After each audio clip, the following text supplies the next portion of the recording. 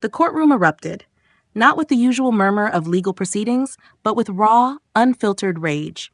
As 21-year-old Tyreek Black was being led away by court marshals, Destiny Rumley's family lunged forward, screaming, crying, people falling to the ground, marshals shouting everyone out as they struggled to maintain control.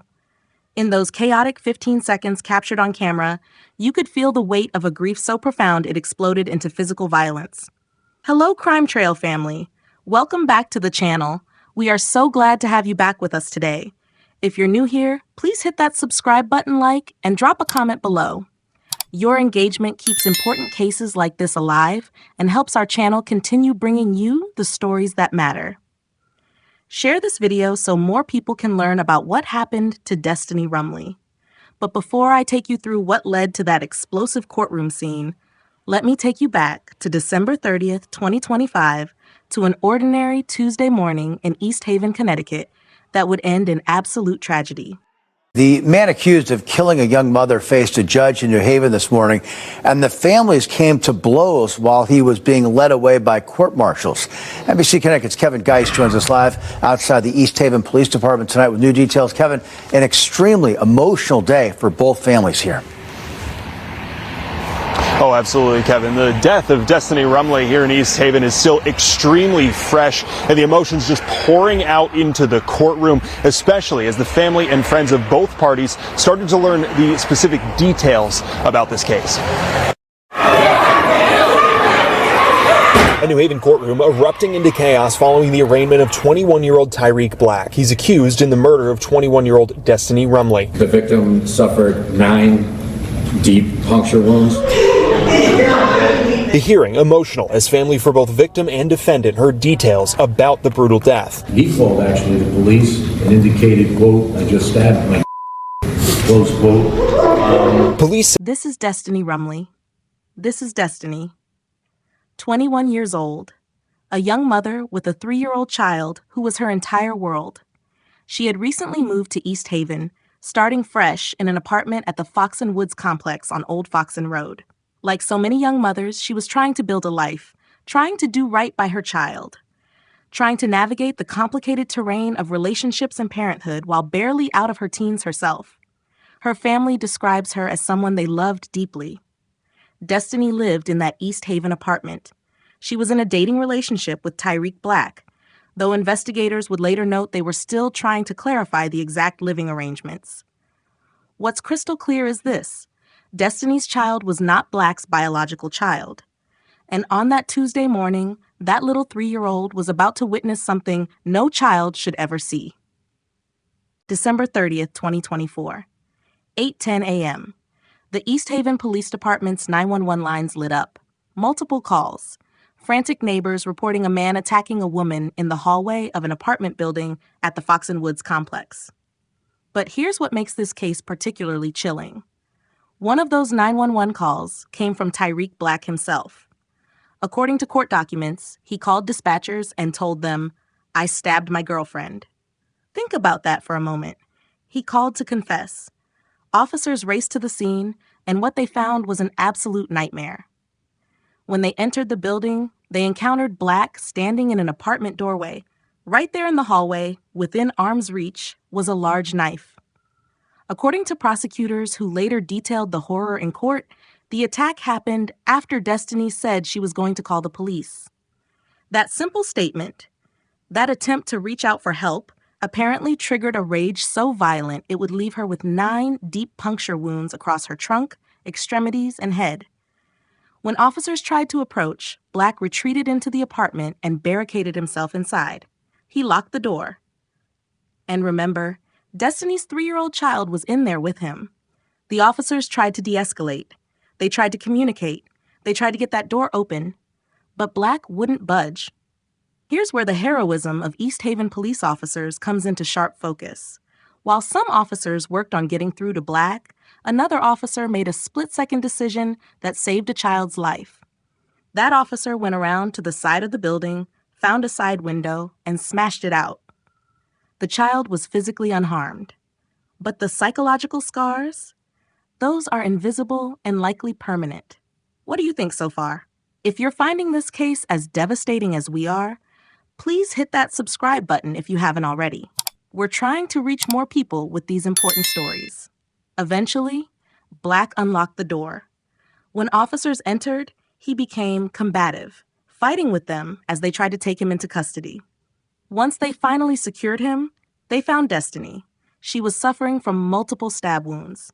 Medics worked frantically to save her life, rushing her to Yale New Haven Hospital, but the wounds were too severe. According to the Office of the Chief Medical Examiner, the cause of death was stab wounds of trunk, extremity, and head. The manner? Homicide. The East Haven Police Investigative Services Division took over with assistance from the Connecticut State Police Major Crimes Unit and the New Haven State's Attorney's Office. But honestly, there wasn't much mystery here. Black had called 911 himself. He'd confessed. The evidence was overwhelming.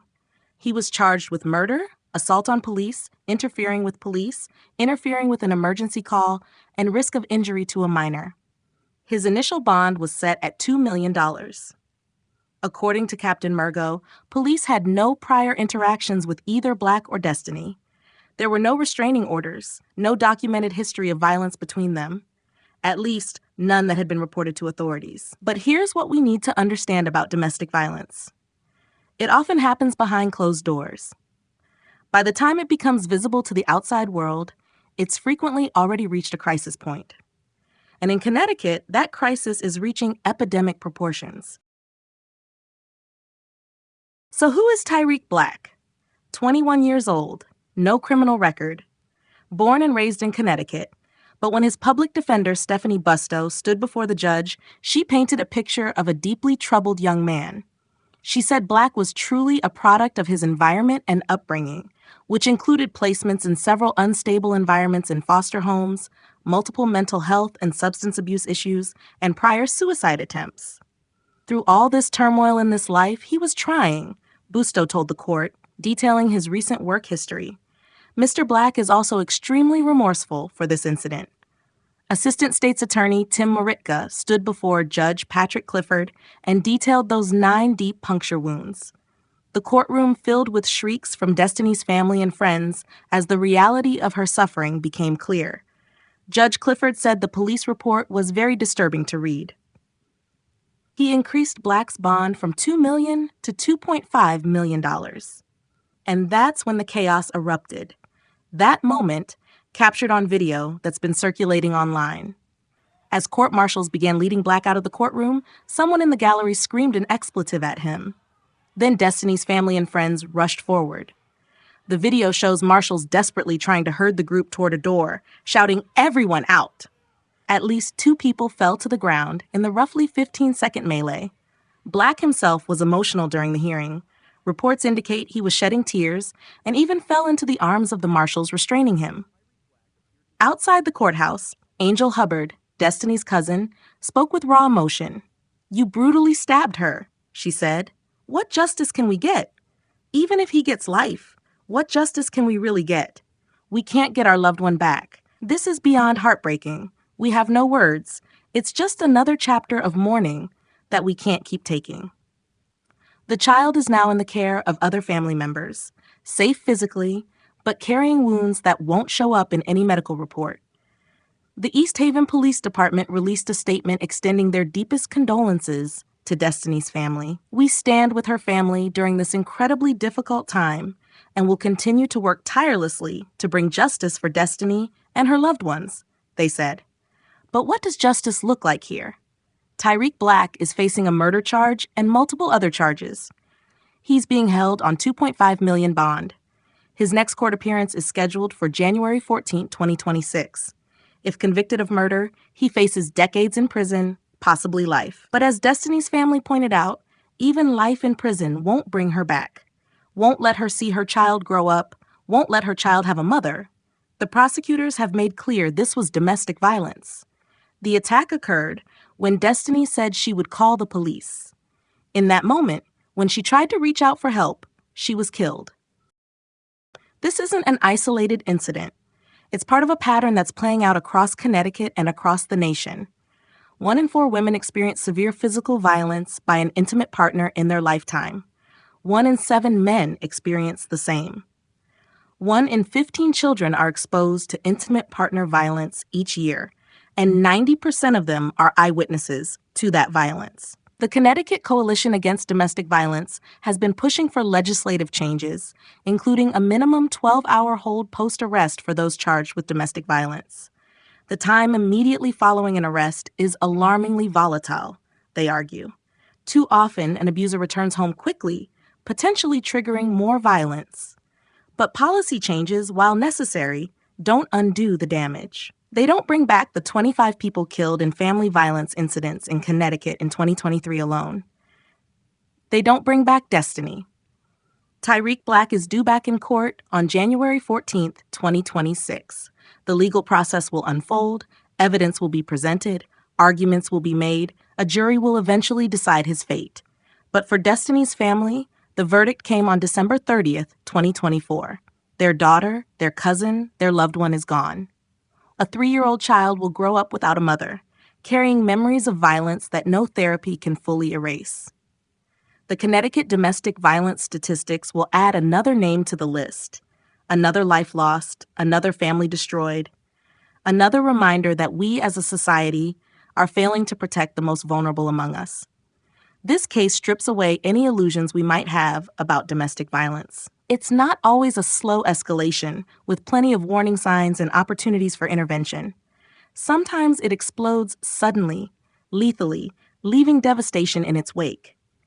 It reminds us that the absence of a criminal record doesn't predict future violence, that mental health struggles and childhood trauma, while deserving of compassion, must be addressed before they manifest in violence against others. That children are watching, absorbing, carrying trauma that will shape generations. It reminds us that when someone says they're going to call the police, that moment of reaching out for help can be the most dangerous moment of all. Most importantly, it reminds us that behind every statistic is a real person. Destiny wasn't a number. She was a daughter, a mother, a cousin, a friend. She had dreams and struggles and a future that was violently stolen from her. Now her family faces the holidays and the new year without her. Her child faces a lifetime without a mother. And a community faces the uncomfortable truth that domestic violence is everyone's problem. What do you think about this case?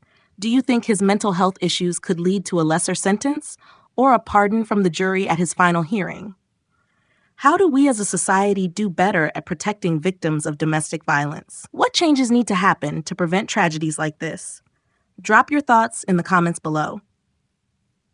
If this case moved you, please share this video so more people become aware of the devastating impact of domestic violence. Hit that like button, subscribe to the channel, and turn on notifications so you never miss a case. Thank you for watching.